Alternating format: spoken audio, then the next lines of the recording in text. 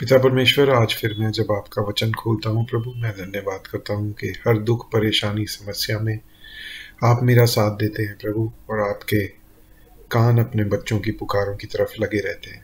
और आपने ये प्रिविलेज दी है प्रभु कि मैं कभी भी कहीं भी आपके नाम को मदद के लिए पुकार सकता हूँ, जबकि मेरे जीवन में अभी भी पाप हैं और आप पवित्र परमेश्वर हैं। फिर भी प्रभु यीशु मसीह के क्रूस पर बहाए हुए लहू के कारण मुझे ये अश्योरेंस है प्रभु कि आप मेरे साथ हैं, और जब आप हमारे साथ हैं प्रभु तो कौन हमारे विरोध में हो सकता है। इसके लिए मैं धन्यवाद करता हूँ प्रभु। और जब हम आज का वचन खोलते हैं, हर बार की तरह फिर से प्रभु आपकी अगुवाई को मांगते हैं प्रभु यीशु मसीह के नाम से, आमीन। आइए दोस्तों, आज हम दूसरा कुरिन्थियों उसका 6वां अध्याय देखते हैं।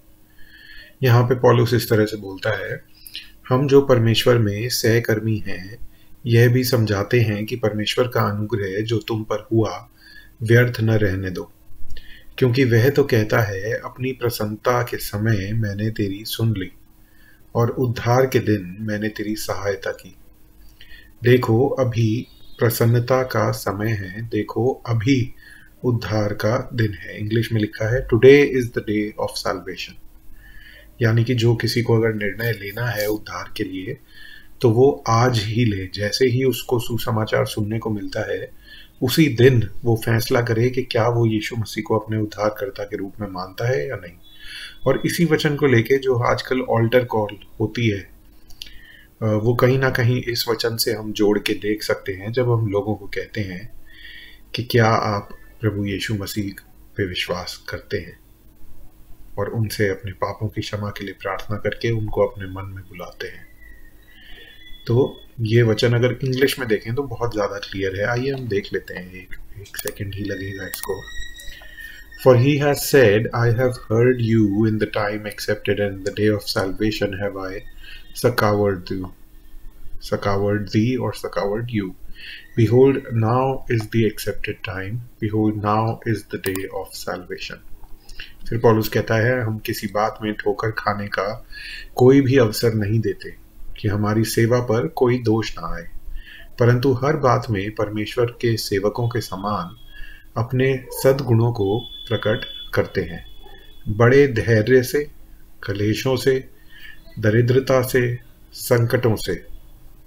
देखिए, पौलुस ये कह रहा है कि हम परेशानियों में रहे, फिर भी हमने जो हमारी सेवा थी वो ईमानदारी से, सिंसियरिटी में रह के करी कि हमारी सेवा पे कोई दोष ना आए, परंतु हर बात में परमेश्वर के सेवकों के समान अपने सद्गुणों को प्रकट करते हैं। किन सब बातों में क्या सद्गुण है? जैसे धैर्य है कि परेशानियों में उन्होंने धैर्य रखा, कलेशों से वो जूझते रहे, दरिद्रता यानी कि पैसे की कमी से उन्होंने पैसे की कमी को झेला, हर प्रकार के सताव को उन्होंने झेला, कोड़े खाने से, कैद होने से, हुल्लड़ों से, परिश्रम से, जागते रहने से, उपवास करने से, पवित्रता से, ज्ञान से, धीरज से, कृपालुता से, पवित्र आत्मा से, सच्चे प्रेम से, सत्य के वचन से, परमेश्वर की सामर्थ्य से,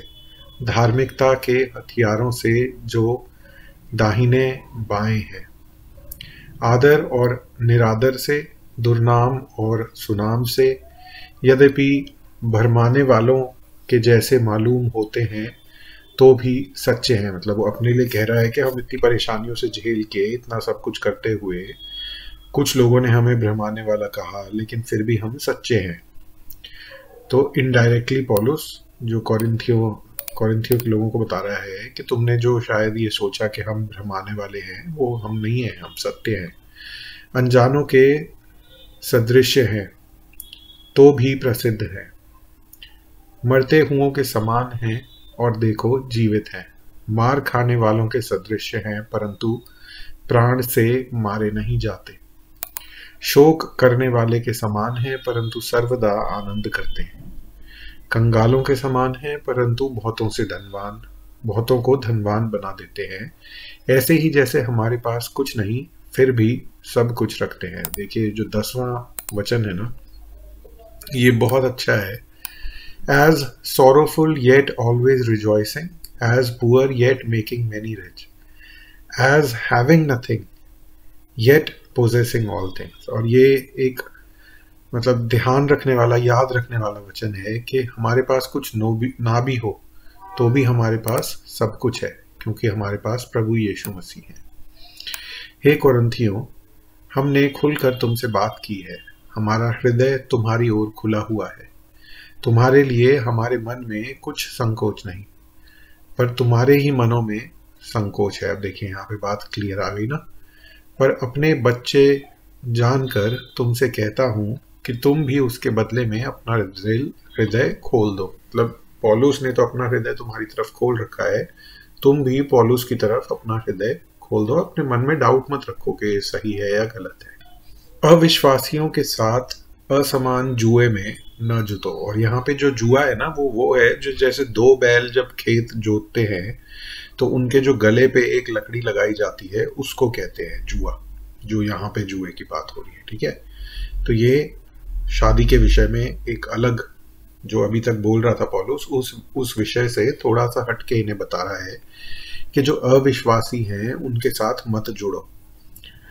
जो और मसीह और बलियाल के साथ क्या लगाव, कहता है जो मसीह है उसका बलियाल, जो बाल देवता पुराने नियम का था, उसके साथ हमारा क्या लगाव या क्या लेना देना, या विश्वासी के साथ अविश्वासी का क्या नाता, और मूर्तों के साथ परमेश्वर के मंदिर का क्या संबंध। क्योंकि हम तो जीवित परमेश्वर के मंदिर हैं, जैसा परमेश्वर ने कहा है, मैं उनमें बसूंगा और उनमें चला फिरा करूंगा, और मैं उनका परमेश्वर होऊंगा और वे मेरे लोग होंगे। इसलिए प्रभु कहते हैं, उनके बीच में से निकलो, अविश्वासियों के, मूर्ति पूजकों के, जो बाल देवता की समान मानने वाले हैं, आइडल्स को, उनके बीच में से निकलो और अलग रहो, और अशुद्ध वस्तु को मत छुओ। मैं तुम्हें ग्रहण करूंगा और तुम्हारा पिता होऊंगा, और तुम मेरे बेटी बेटियां होंगे। यह सर्वशक्तिमान प्रभु परमेश्वर का वचन है। ये कुछ ना कहीं जो जॉन 1 में लिखा है उसके समान है, योना पहले अध्याय के समान, कि जितनों ने विश्वास किया उन्हें उसने अपनी संतान बनने का मौका दिया, आप कह सकते हैं, ठीक है।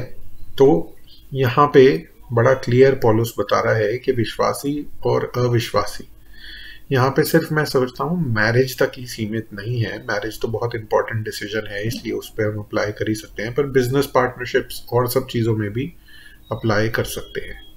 अगर कुछ आप शुरू कर रहे हैं तो उसमें विश्वासी और अविश्वासी ना जुड़े तो ज़्यादा अच्छा है। तो आइए हम प्रार्थना में अंत करते हैं।